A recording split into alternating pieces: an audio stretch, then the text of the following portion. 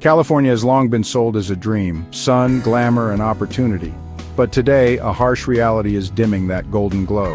A homelessness crisis of staggering proportions is unfolding across the state, visible on sidewalks, in parks, and under freeway overpasses. This isn't a problem confined to a few corners. It's become the defining issue of our time, challenging the identity of our biggest cities. The numbers tell a story of immense struggle. In 2024, California's unsheltered population grew again, compounding an already massive crisis. Tent encampments now line city blocks, and public spaces once filled with life are marked by desperation. The vibrancy that once defined places like Los Angeles and San Diego is being eroded, replaced by unease and decay.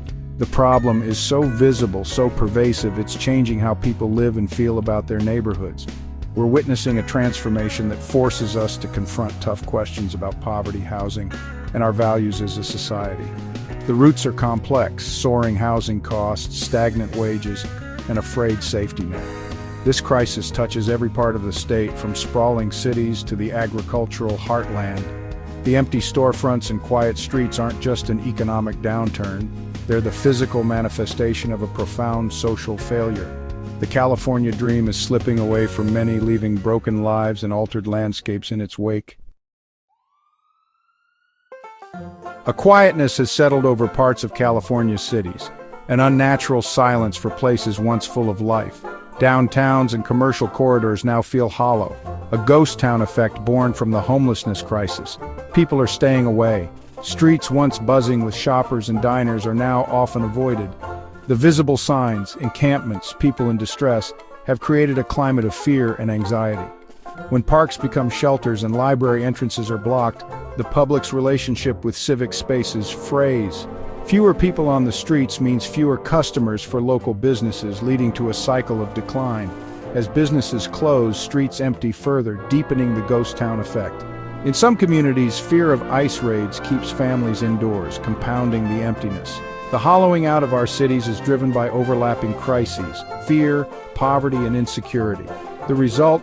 Public spaces lose their vitality and the sense of community erodes. The ghost town is not just a metaphor. It's a new reality for many California neighborhoods. The emptiness is a symptom of a deeper societal illness. California's tourism industry thrives on an image of sun and beauty, but that image is fading. The homelessness crisis clashes with the postcard-perfect version that draws millions of visitors.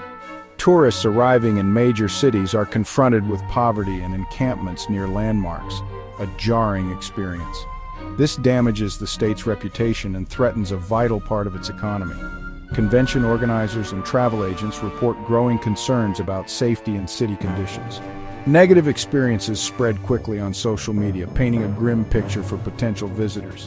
When tourists don't feel safe, they're less likely to return or recommend California. Local businesses depending on tourism report declining foot traffic and revenue. The attractions haven't lost their appeal, but the environment around them has changed. Businesses struggle to reassure customers while facing a complex social problem outside their doors. The contradiction, selling paradise while managing a humanitarian crisis, is becoming impossible to sustain. If the crisis continues, California risks losing more than tourist dollars. It risks losing its allure as the Golden State.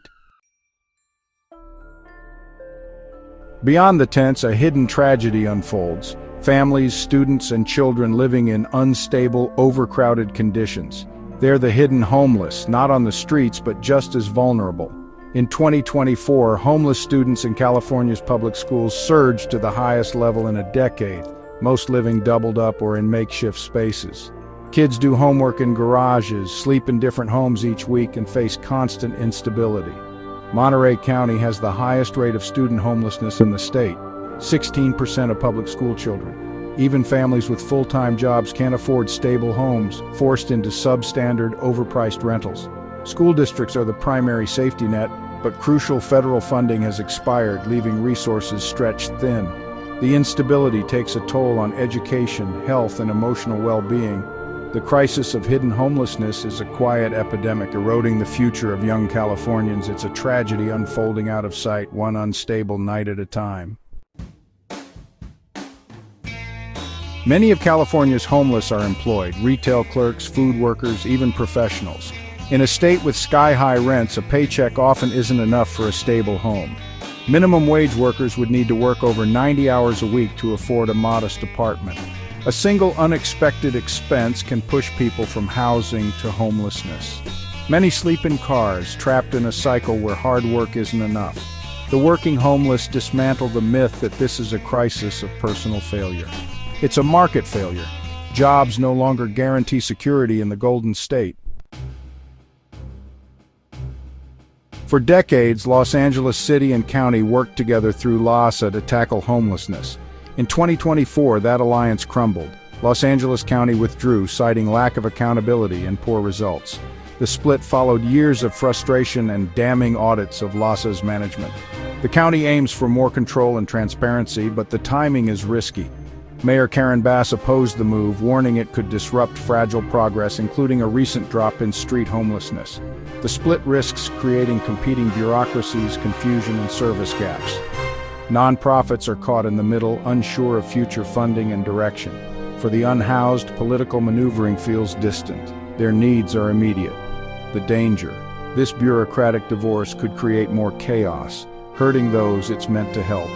The schism is a stark example of how political disagreements can stall real solutions. The conflict in Los Angeles isn't unique. Across California, political gridlock and finger-pointing paralyze progress. No state law clearly defines who's responsible for what, creating a power vacuum. Cities and counties blame each other, resulting in a patchwork of disjointed, inefficient efforts. In San Diego, a dispute over shelter utility bills nearly shut down a vital facility. In Turlock, the city refused county funding for a shelter, prioritizing business complaints over humanitarian need. Attempts to legislate cooperation have failed, with counties resisting shared funding mandates. The result: the blame game continues, and the unhoused are left waiting for help. Until state law mandates cooperation and defines roles, progress will stall. Political squabbles do nothing for those living on the streets. The crisis demands unified action, not more finger-pointing. California's homeless crisis isn't just an urban problem, it's severe in smaller cities and agricultural regions too. Monterey County, with the state's highest rate of student homelessness, shows this isn't just about urban decay. In Salinas, farm workers who feed the nation can't afford decent housing, crammed into unsafe, overpriced spaces. The housing market serves investors, not essential workers. Many families, especially undocumented ones, fear authorities and avoid seeking help, deepening their isolation. The crisis here is about economic disparity, lack of trust and security, not just a lack of housing. Homelessness varies by region, but the core issue is the economy failing its most essential members. Solutions require more than shelters. They need affordable housing, better wages, and trust building. The struggle is less visible, but just as urgent. Addressing it means tackling the roots, not just the symptoms. California stands at a crossroads. The homelessness crisis has exposed deep cracks in our systems. The current path of political infighting and disjointed responses leads only to further decay. We need a fundamental shift from managing the crisis to ending it. Housing must be treated as a human right and a public health emergency. The state legislature must define clear roles, mandate cooperation, and create regional authorities with real power. Accountability and transparent data are essential, with measurable goals for reducing homelessness. We need massive investment in diverse housing options: permanent, supportive, affordable, and interim housing. Robust supportive services, mental health care, addiction treatment, job training must accompany housing. This can't be just a government effort, it requires a whole-of-society commitment. Businesses, nonprofits, faith groups, and citizens all have a role. Compassion, not contempt, must guide our policies and actions. The path forward is long and difficult, but the alternative, ghost towns and lost potential, is unacceptable. California's dream is worth fighting for, and that fight begins with a home for every Californian.